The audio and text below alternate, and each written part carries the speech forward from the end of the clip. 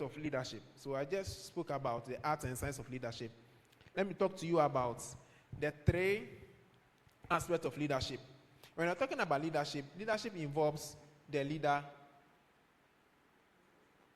If you have a question, you have to jot it down. We take questions. Okay, jot it down. Three aspects of leadership. We have number one, we have the leader, which is the person. We have the leadership, which is the principles, the procedures, and the practice. Then we have the line, that's the part or the place. I will explain it. The leader, okay, is going somewhere. When you say somebody is a leader, John C. Maxwell, one of the fathers of the leadership, by the grace of God, I had one of his course, and back of one of his course that I even had certificate of it. He's the leader I follow, okay, John C. Maxwell. I just study everything about him. He said that if you are a leader and you don't have a follower, then it means that you are taking a walk. You are just taking a walk. You are not leading anybody. Because how can you? It is true that you have to lead yourself. But if you say you are a leader and you don't have any follower, then you are just taking a walk. That's what he believes. Okay. So as a leader is going somewhere. The person is going somewhere. There's a place. And I can only take you to where I have been. Okay. I can only coach you to where I've been. So as a leader, I must travel far. I must go at a speed. You can't be at my level. Why? Because I must go there. When that place is good, then I can take you there. But if I am new to the place, you're also new to the place. When we get there and there's a disaster, you're going to lose our life. Okay, so I must take you to a place. So the leader is engaging in leadership with a line. Okay, so I have leadership, and line. The leader is the person. Now the person is taking you to a place. In taking you to a place, that is not a physical place. I'm talking about your destiny. I'm talking about meeting a particular task or a goal, achievement, okay? Taking you there, the person involves some practice and some procedures and principles. So these are the three aspects of leadership. The leadership itself, that is the principles or the practice of the leader, and the place the person is taking you. So when you are confused whether you're a leader, ask yourself, you as a person, okay? Let me give you a brief of how leaders are made, so that you can get an understanding. Whoever is sitting here or whoever is watching us through the live streaming, you are a leader. You are a leader by birth. When they gave birth to you, you became a leader. But the birth is not the biological birth. As in when your mother gave birth to you 3 months or gave birth to you that day, you were a leader. Your birthing is, what I mean by birth is the day you discovered your purpose on assignment on earth. So if you have not discovered your assignment or you have not discovered your purpose on earth, you are a living dead. What we say in Treaty as a woo. Because you are alive when you are fulfilling your destiny. If you are not fulfilling your destiny, you have not come to even know that I was born for this reason. You are dead. Yeah, you are dead. You are dead. So a great man said that people die at the age of 25. But they are buried at the age of what? 80. So some people are not living in their purpose, what we will say in the will of God for their life. They were called to do certain things. They are not. They are living opposite their divine mandate. Why God made them. So at that time they are dead because they are not living the life.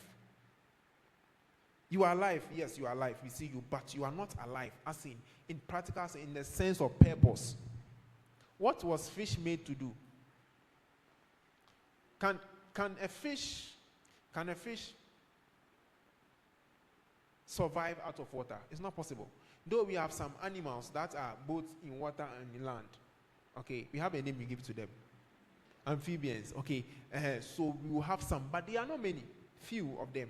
So we know that fish is supposed to be in water. We know that tree is supposed to be connected to the soil and bear fruit. So the moment you uproot a little plant, it will die. Because the source, the reason why the plant was made, you have disconnected the plant. In the same way, if you disconnect yourself from God or disconnect yourself from the God-given assignment given to you, you die. Okay, so you are a leader by birth. You were born a leader.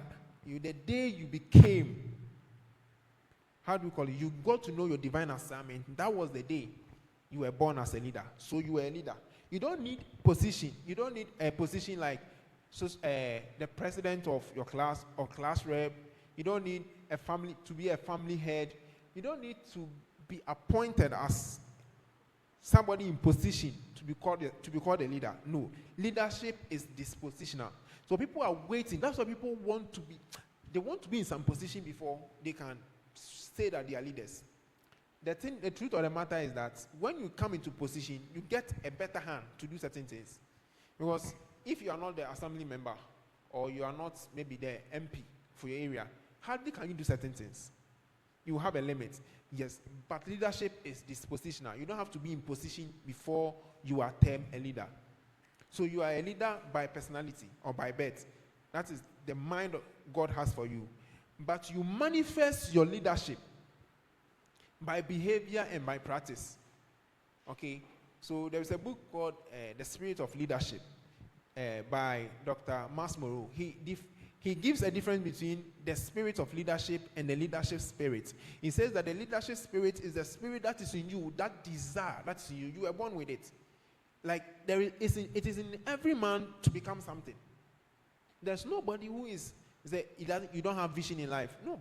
The person has not said anything to you. That's why everybody wants to become something. Everybody wants to become something. That desire is in you. Okay? So that leadership spirit is in you. At a point in time, no matter how long you let a tiger come and stay with a cat in the house, as the tiger is growing, you just realize that, no, I'm different. This is not my environment. Or you decide to add an eaglet to the chicks in the house. As they grow, they become hen. The eaglet will realize that there is something different about me. Yes. As you grow, the leadership spirit begins to come out. The expression is what sometimes in Africa we call it pride. Yeah. When you start speaking, your will look at you, your big brothers will look at you and say that you are too low. Yeah. When you start speaking, when people become ambitious, they say they are too low.